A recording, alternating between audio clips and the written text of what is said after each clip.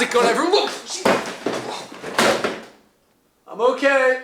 One more wreck isn't gonna hurt anyone, is it?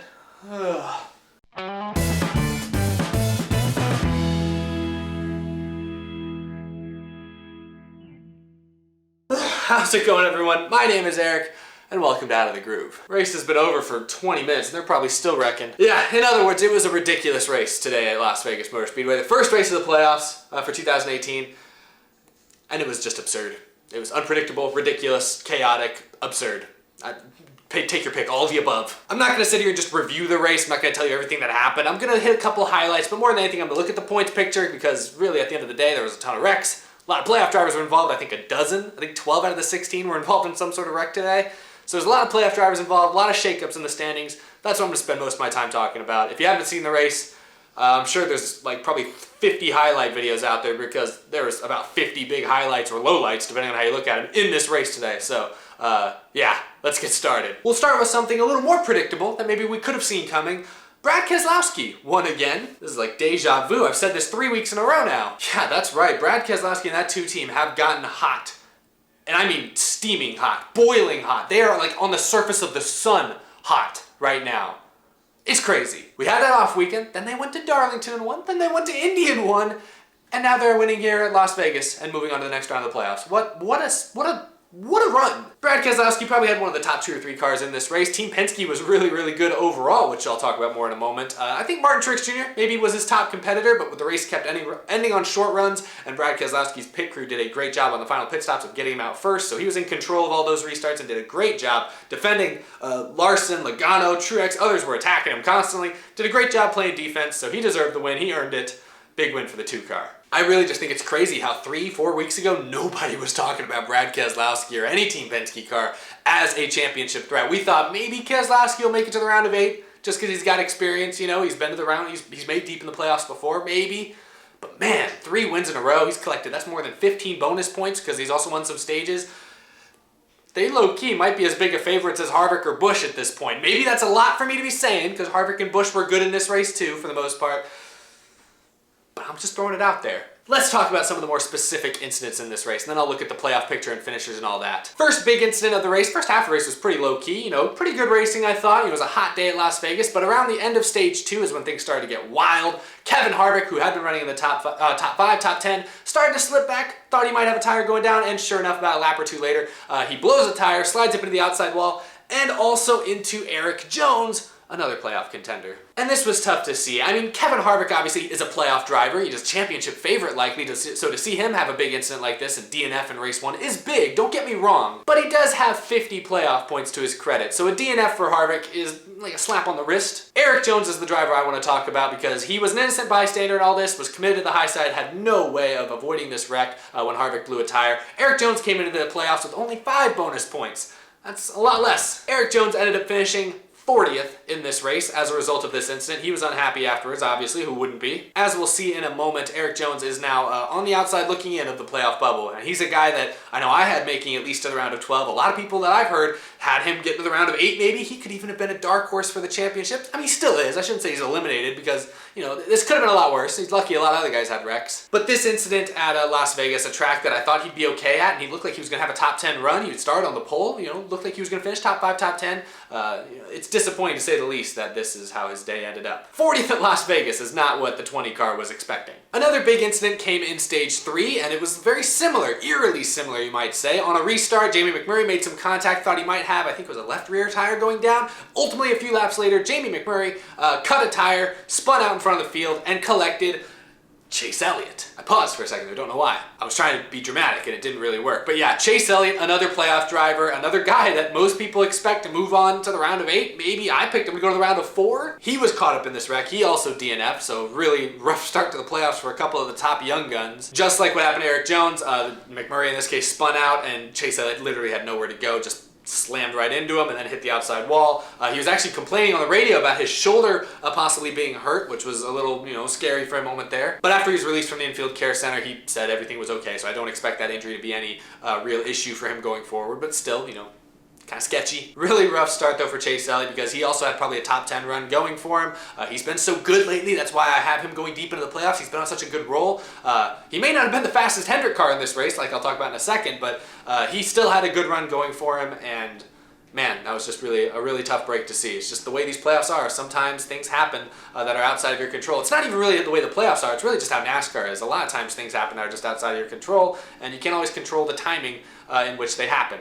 And that was the case for Jones, for Chase Elliott, and for a couple others today. I'm looking at the list of playoff drivers right now, and I'm having a hard time finding one that wasn't involved in some sort of wreck. Kyle Busch kind of had a rough day by Kyle Busch standards. Las Vegas is not one of his favorite racetracks, even though it is his home track. He's never had a lot of success here. He spun out, was able to keep from sustaining too much damage. He actually came back to finish in the top 10, so good damage control by his part, but he did spin out. His teammate Denny Hamlin, JGR, had a rough day, especially their 3 playoff drivers. He also spun out. He was not as lucky though. His car dug into that infield grass. His whole front end was tore up, so Hamlin DNF'd. Late in the race, a couple Front Row Motorsports teammates made contact, spun out in front of Kurt Busch, another playoff driver. He sustained heavy damage. Another restart late in the race saw Jimmy Johnson, who had such a good run going, I'll talk about in a minute. He got into the outside wall. Alex Bowman made contact with the outside wall. Clint Boyer made contact with the wall, hurt all of their finishes. So many playoff drivers ran into issues in this race. It's too hard to count. Let's go ahead and look at the playoff picture right now because there's some names in some places we didn't expect to see them at this point. You see right now the first 4 drivers out are Jimmy Johnson, Chase Elliott, and then you have Erik Jones and Denny Hamlin. Jimmy Johnson I know a lot of you guys were skeptical about, but I had all 4 of these guys moving on, probably for good reason. I mean, honestly, you look at some of the guys ahead of them, you got Eric Almirola in 9th, Austin Dillon in 10th, and I'll be honest right now, those are 2 drivers who had bad days at Las Vegas. They had 15th to 20th place cars most of the race. They took advantage of all these other guys' misfortune. I think Austin Dillon finished 11th. Almirola was able to finish 6th. And because of that, they are currently well inside the top 12 with a little bit of a cushion, but a cushion nonetheless. I don't talk about the playoffs that much on this show because I honestly don't really mind the playoff format. I know a lot of people are, oh, we should go back to the old 36 race schedule,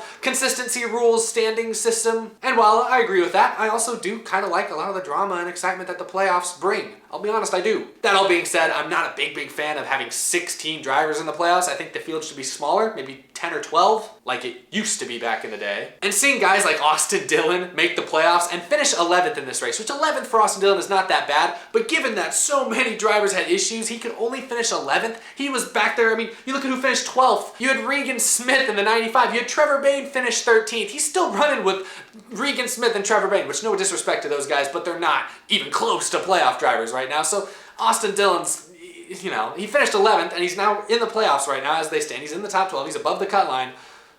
But come on now. I'll talk about the guys on the outside looking a little bit more because, like I said, Erik Jones and Chase Elliott especially, they really had no business DNFing the way they did. They were both caught up, unfortunately, in other people's wrecks with 2 races to go.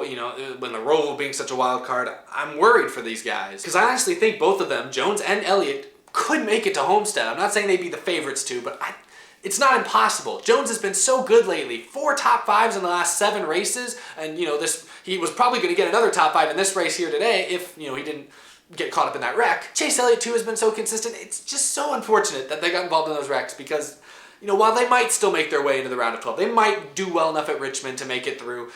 It's a shame that I think at least one of those guys, Chase Elliott or Erik Jones, is not going to move on past this round. I don't know if they might both miss out, but I think at best, one of them is going to make it. So it's really a shame that we're going to have to see any of them get eliminated this early at all. But it's the way it is. Denny Hamlin there in 20th. He is going to Richmond this next week, which is one of his best racetracks, but he was not good at Las Vegas. Had a 15th place car. Joe Gibbs Racing in general was not as good as they usually are. I don't know. Denny Hamlin, 20 points out, that's going to be really difficult to make up. In the stage racing era, it's probably less difficult than it would have been a few years ago. I mean, 20 points, he could win 2 stages and bam, there's 20 points. But still, 20 points is significant. So it's going to be tough, but it's not impossible for any of these guys. Jimmy Johnson either. I mean, you guys laughed at me when I said Jimmy Johnson's going to make it to the round of 12, but he had a top 5 car in today's race. I haven't talked about him yet, but I should right now. Jimmy Johnson looked like old Jimmy Johnson. He was passing guys like Martin Truex Jr. He was passing Joey Logano on some occasions. He was up there running in the top 5 for a large portion of this race until late when he was involved in a little bit of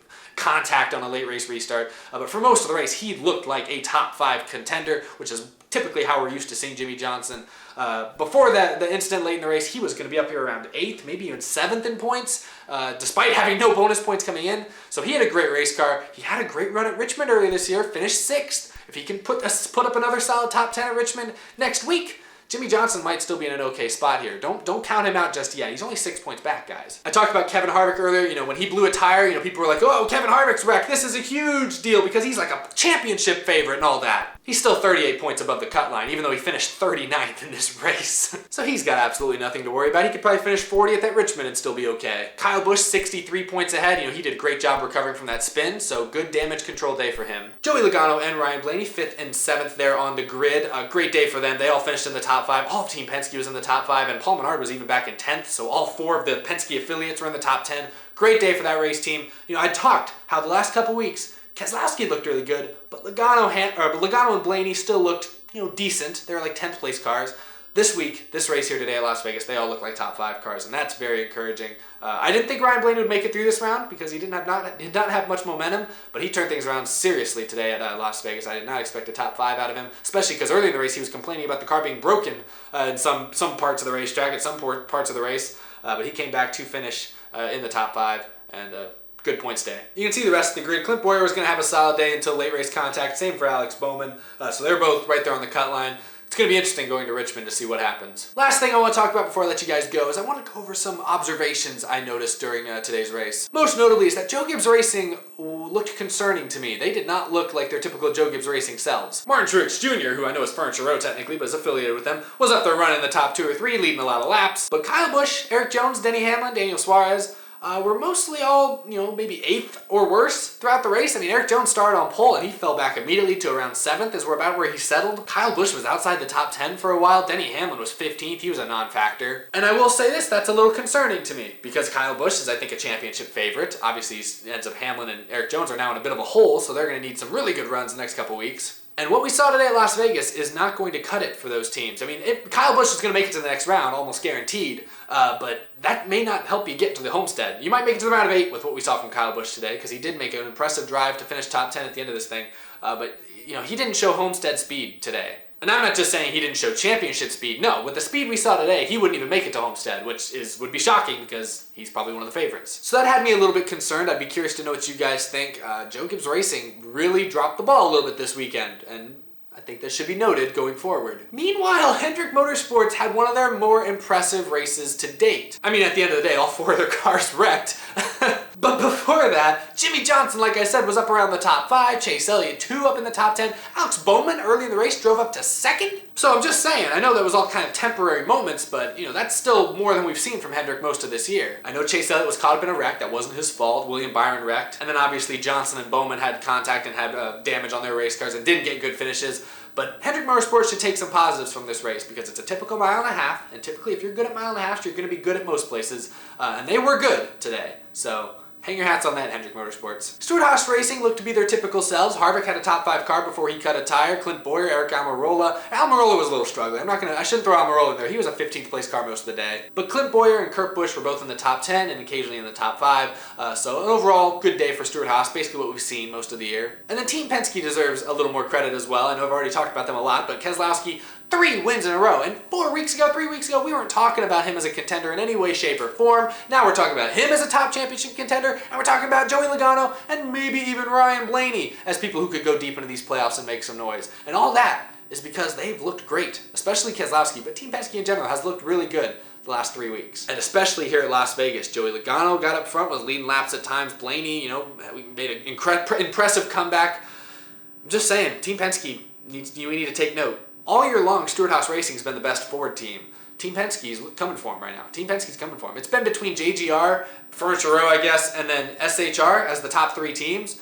Team Penske's throwing their hat into the ring. They're part of that group now. They deserve to be discussed, like I said earlier. So that's all I really wanted to say. Weird day on all accounts. So many wrecks. It was too many wrecks, honestly, even for me. And I'm a guy who, you know, I'm on the record. I don't mind a few wrecks here and there if it keeps the race interesting. Part of what makes NASCAR fun is it's one of the few racing series around the world where you can beat and bang a little bit and, you know, not too much harm is done. So I don't mind a few wrecks, but this race got a little ridiculous. It reminded me of Indianapolis last year when things just got stupid at the end of the race. That all being said, I'm not gonna lie, the race was very entertaining. I didn't really know what was gonna happen, really until he took the white flag. Then it looked like Keselowski was clear to victory, but before that, anything could have happened. It wouldn't have shocked me. So it was an entertaining, if unconventional, type of race. But yeah, I'd be curious to know what you guys have to think about it. The people I feel worse for right now is probably the people over at Chicagoland Speedway because they've kind of had this date, first race of the chase of the playoffs for years now, And they've never had a playoff race as exciting as this one here today at Las Vegas, or at least not as eventful. And it's the same type of racetrack too, so I guess it's just something about that Las Vegas air. I don't know. I guess Chicagoland did have a pretty good race this year, so maybe it's not all bad. I guess win-win for both these tracks. New Hampshire's the real loser. They lost a date. All jokes aside, this was a wild race, and I don't know if it has any indication on how the rest of these playoffs are going to go, but it was quite the start. You know, I think most of our brackets are at least, you know, in jeopardy of breaking after this race, so could be a wild one. If this race was as wild as it was, I don't even want to see how Roval's going to go in a couple weeks. But we will have plenty of time to talk about that in the next few days. Thank you guys so much for watching. I hope you enjoyed. If you're new to the channel, be sure to hit that subscribe button because I do this type of video multiple times a week, every single week. So thanks for watching. Thanks for checking it out. You can follow me on Twitter. You can follow me on Instagram. Those links are down below. Thank you, of course, to Michael Harrison, Kyle Hill, and the rest of our wonderful Out of the Groove Patreon sponsors. You too can support the show directly if you check out that top link down below. Thank you guys so much for your support. It means a lot to me, and I really appreciate it. That's all I got to talk about. I need to go take a nap because that race wore me out physically, emotionally, mentally, in every way possible. I'm exhausted, so thank you guys for watching. Hope you guys had a good one. I'll see you guys again later this week. Bye, y'all.